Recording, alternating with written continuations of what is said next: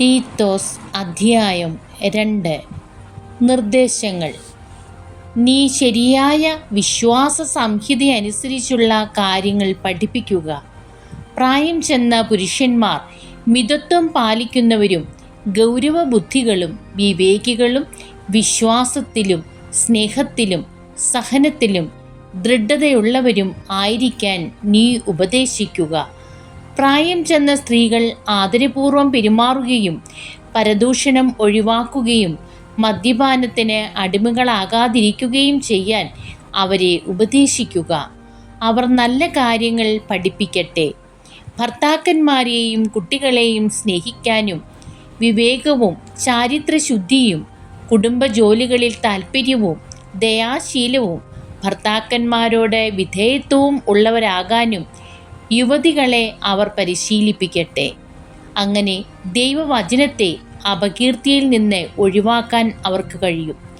ഇപ്രകാരം തന്നെ ആത്മനിയന്ത്രണം പാലിക്കാൻ യുവാക്കന്മാരെ ഉത്ബോധിപ്പിക്കുക.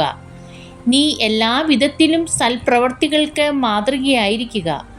നിന്റെ പ്രബോധനങ്ങളിൽ സത്യസന്ധതയും ഗൗരവബോധവും ആരും കുറ്റം പറയാത്ത വിധം നിർദോഷമായ സംസാര രീതിയും പ്രകടമാക്കുക. അങ്ങനെയായാൽ എതിരാളികൾ നമ്മെപ്പറ്റി ഒരു കുറ്റവും പറയാൻ അവസരമില്ലാത്തതിനാൽ ലജ്ജിക്കും. അടിമകളോട് യജമാനന്മാർക്ക് കീഴ്പ്പെട്ടിരിക്കാനും എല്ലാ കാര്യങ്ങളിലും അവരെ പ്രീതിപ്പെടുത്താനും നിർദ്ദേശിക്കുക. അവർ എതിർത്ത് സംസാരിക്കരുത്, ഒന്നും അപഹരിക്കുകയും അരുത്. എല്ലാ കാര്യങ്ങളിലും നമ്മുടെ രക്ഷകനായ ദൈവത്തിൻ്റെ പ്രബോധനങ്ങൾക്ക് ഭൂഷണമായിരിക്കത്തക്ക വിധം പൂർണ്ണവും ആത്മാർത്ഥവുമായ വിശ്വസ്തത പുലർത്തണം. എല്ലാ മനുഷ്യരുടെയും രക്ഷയ്ക്കായി ദൈവത്തിൻ്റെ കൃപ പ്രത്യക്ഷപ്പെട്ടിരിക്കുന്നു.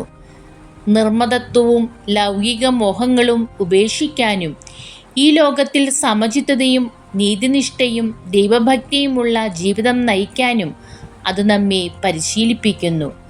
അതേസമയം നമ്മുടെ മനോന്നതമായ ദൈവത്തിൻ്റെയും രക്ഷകനായ യേശുക്രിസ്തുവിൻ്റെയും മഹത്വം പ്രത്യക്ഷമാകുമ്പോൾ കൈവരാൻ പോകുന്ന അനുഗ്രഹപൂർണമായ പ്രത്യാശയെ നാം കാത്തിരിക്കുകയും ചെയ്യുന്നു. യേശുക്രിസ്തു എല്ലാ തിന്മകളിൽ നിന്ന് നമ്മെ മോചിപ്പിക്കുന്നതിന് സൽപ്രവൃത്തികൾ ചെയ്യുന്നതിൽ തീക്ഷ്ണതയുള്ള ഒരു ജനതയെ തനിക്ക് വേണ്ടി ശുദ്ധീകരിക്കുന്നതിനുമായി നമ്മെ പ്രതി തന്നെ തന്നെ ബലിയർപ്പിച്ചു. ഇക്കാര്യങ്ങൾ നീ പ്രഖ്യാപിക്കുക. തികഞ്ഞ അധികാരത്തോടെ നീ ജനങ്ങളെ ഉത്ബോധിപ്പിക്കുകയും ശാസിക്കുകയും ചെയ്യുക. ആരും നിന്നെ അവഗണിക്കാതിരിക്കട്ടെ. ദൈവമേ, സ്തുതി അങ്ങേക്ക് യോഗ്യമാകുന്നു.